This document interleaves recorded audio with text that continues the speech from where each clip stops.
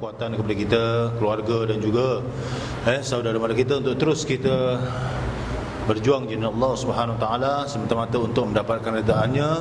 Itulah usaha yang paling murni, iaitu seterusnya kita berjuang di jalan yang suci ini, iaitu menegakkan agama Allah Subhanahu Wa Taala.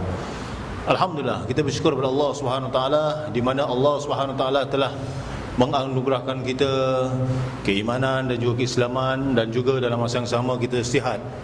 Itulah hajat ataupun permohonan kita, semoga Allah SWT berikan kita kekuatan, kesihatan tadi untuk dapat kita meneruskan aktiviti kita dalam kita mencari nafkah, dan juga kita juga tidak lupa untuk mengabdikan diri kita kepada Allah Subhanahu Wa Taala. Kita mohon doa kepada sekalian jemaah, kepada khususnya kepada saudara-saudara kita yang sedang sakit, iaitu Cik Jumat bin Asmat, semoga diberikan kesembuhan, kerana beliau adalah salah satu daripada aktivis serta staf masjid yang banyak memberikan kerja-kerja masjid di sini, dan insya-Allah dengan ketiadaan beliau agak kurang sikitlah kelancaran. Namun bagaimanapun kita ada tenaga pekerja sambilan juga. Contohnya Cik Mishran kita, dan juga Cik Samsudin. Dan kalau kita lihat, peranan masjid adalah peranan kita bersama. Sebenarnya kita dalam masa kita ada pekerja-pekerja sambilan ataupun tersebut sebagai aktivis, tetapi masjid ini adalah rumah Allah. Jadi sekiranya para jemaah yang datang ke masjid, yang dialu-alukan memakmurkan rumah Allah, apabila melihat perkara yang kurang elok, maka kita juga ada tanggungjawab untuk memperbaikinya atau membetulkan. Itulah tugas kita bersama. Sebab itu dalam Islam, kalau kita lihat, bila mana kita melihat perkara yang boleh membahayakan, yang boleh menyebabkan seorang tadi mendapat kesusahan, kalau kita hindarkan perkara tersebut, maka itu amat-amat dituntut dalam agama Islam. Hal ini telah dinyatakan oleh Rasulullah sallallahu alaihi wasallam, di mana kita mengenepikan barang-barang yang berbahaya kepada masyarakat.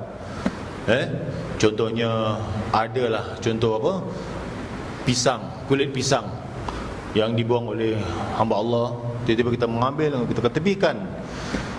Ataupun Rasulullah mengatakan kita mengenepikan duri-duri yang menghalang perjalanan manusia tadi, kita alihkan ke tepi supaya ia tidak memberi mudarat dan juga tidak memberi bahaya kepada orang. Itu juga dikira sedekah. Jadi ginilah, kalau kita lihat amalan-amalan yang sikit walaupun sedikit, tetapi apabila dia memberi manfaat kepada manusia, ia manfaat juga kepada diri kita. Sebab itulah Rasulullah sallallahu alaihi wasallam pernah mengingatkan dalam sebuah hadisnya kepada Sayyidina Ali, wahai Ali, tanda-tanda orang beriman, yakni tanda-tanda orang yang iman sejatinya ada 3 perkara, kata Rasulullah. Pertama, hendaklah kamu segera dalam melakukan ketaatan kepada Allah Subhanahu Wa Taala. Itu yang pertama. Yang kedua, hendaklah kamu tinggalkan hal-hal yang ada kaitannya dengan perkara yang haram, tinggalkan.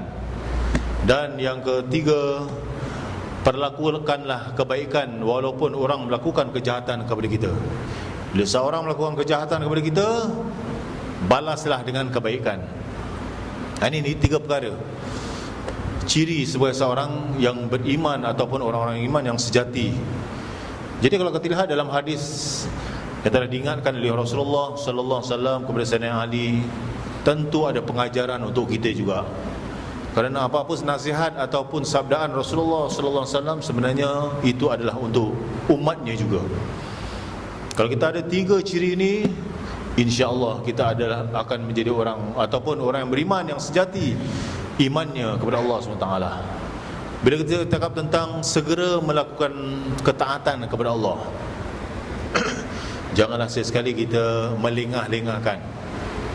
dalam perkara hal-hal yang berkaitan tentang ketaatan tadi.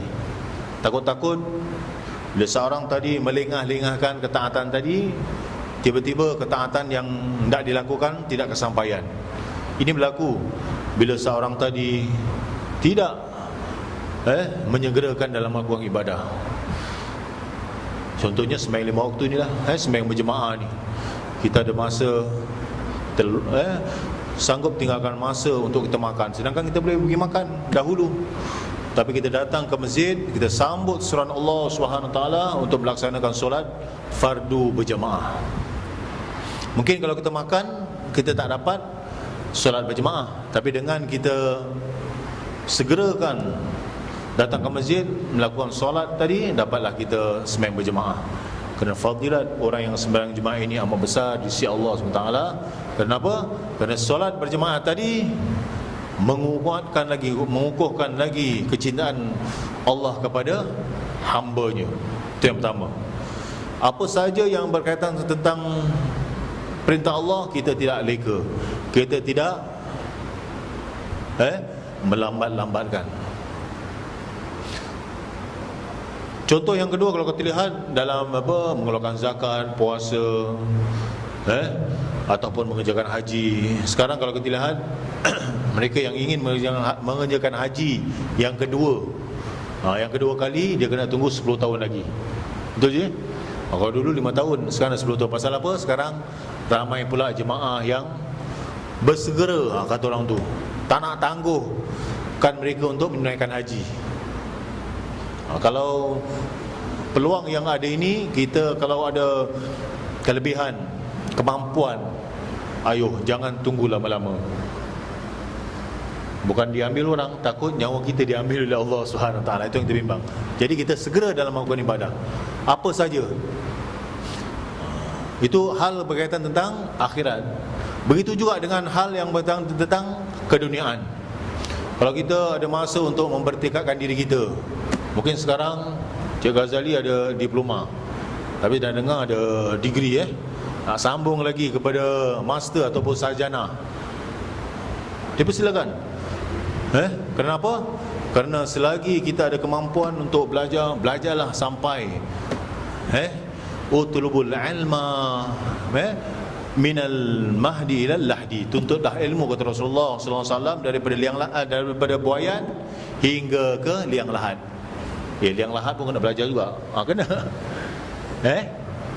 Dah ada master tak cukup, dah ambil PhD, permanent head damage. Walaupun susah, tapi kepakaran, kepandaian dan juga ilmu tadi makin berkembang. Tengok tu. Jadi Islam sangat-sangat menitik beratkan tentang ilmu tadi, kerana ayat yang pertama sini Allah menegaskan iqra, belajarlah, tuntutlah ilmu. Tentu saja bacalah tadi tidak cukup, melainkan dengan ilmu yang kita pelajari. Dalam soal ketaatan kepada Allah Subhanahu Wa Taala, hal-hal yang berkaitan. Sebab itu Islam tidak membezakan apa saja ilmu yang kita cari, walaupun ia bentuk keduniaan, sebenarnya ia menjurus kepada ilmu Allah juga. Kerana setiap ilmu yang ada datangnya dari Allah Subhanahu Wa Taala. Tidak mungkin manusia dapat menguasai ilmu kalau Allah yang tidak memberinya. Yang kedua, Allah mengingatkan kepada kita, Rasulullah mengingatkan kepada kita supaya tinggalkan hal-hal, perkara-perkara yang boleh membawa kepada perkara yang haram, sama ada makanan, perbuatan, perilaku dan sebagainya.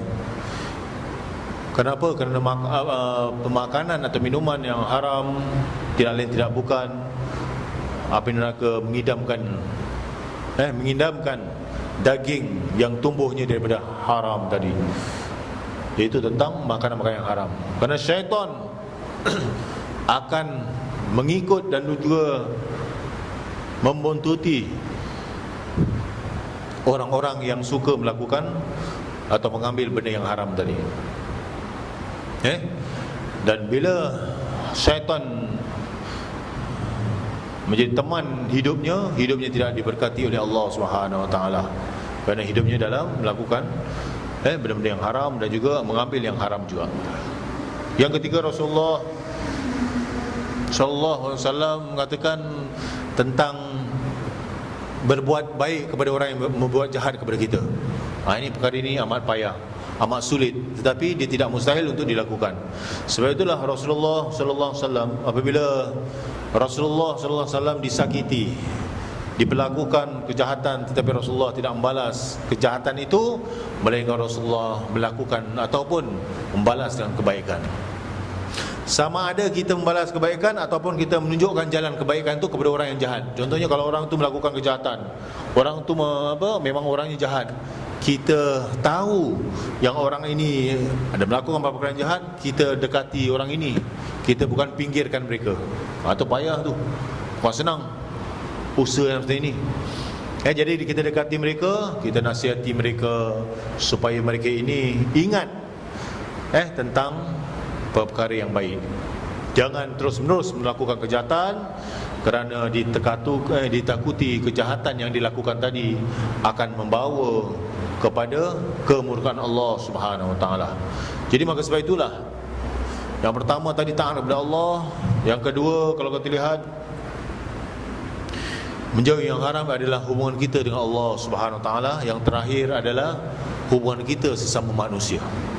Oleh sebab itu Allah menjelaskan dalam Al-Quranul Karim, wa'budullah, hendaklah kamu menyembah Allah Subhanahu Wa Taala, wala tusyriku bihi syai'a, dan janganlah sekali kamu menyekutukan Allah, wabil walidaini ihsana, dan hendaklah kamu berbuat baik kepada ibu bapa. Di situ kalau kita lihat, berbuat baik kepada ibu bapa adalah hubungan kita sesama manusia, dan kepada jiran tetangga, dan kepada saudara-saudara mara kita, wal yatama wal masakin, serta orang-orang anak-anak yatim dan juga fakir miskin, dan juga orang-orang mukmin adalah bersaudara kepada kita. Inilah peranan kita sebagai umat Nabi Muhammad sallallahu alaihi wasallam. Maka sebab itu pesanan Rasulullah, Ightanim khamsan qabla khamsin, rebutlah 5 perkara sebelum datang 5 perkara. Apa dia? Pertama, syababaka qabla al-haramik, di waktu muda kamu sebelum datang tua kamu. Waktu muda yang kita ada ni gunakanlah dengan sebaik-baiknya. Di waktu sihatuka, di waktu sihat kamu, qabla sakitnya kamu. Di waktu masa lapang kamu sebelum datang masa sempit kamu. Di waktu kaya kamu sebelum datang miskin kamu. Dan yang terakhir, di waktu hidup kamu sebelum datang mati kamu. Termasuklah diri saya sendiri. Mudah-mudahan dengan tazkirah yang ringkas ini, mudah-mudahan kita menjadi insan yang selalu tidak lupa diri, dan seterusnya kita dapat memberi manfaat pada diri kita, keluarga dan juga masyarakat, insya-Allah, dan kita dijadikan manusia oleh Allah SWT sebagai manusia yang berguna pada diri dan juga pada masyarakat. Amin ya rabbal alamin. Barakallahu li wa lakum fil Qur'anil azim, wa nafa'ani wa iyyakum bima fihi minal ayati wa dzikril hakim, wa taqabbala minni wa minkum tilawatahu innahu huwas samiul alim. Aqulu qawli hadha wa astaghfirullah li wa lakum wa lisairil muslimin wal muslimat wal mu'minina wal mu'minat fastaghfiruhu fa ya fawzal mustaghfirin wa ya najatat taibin. Assalamualaikum warahmatullahi taala wabarakatuh.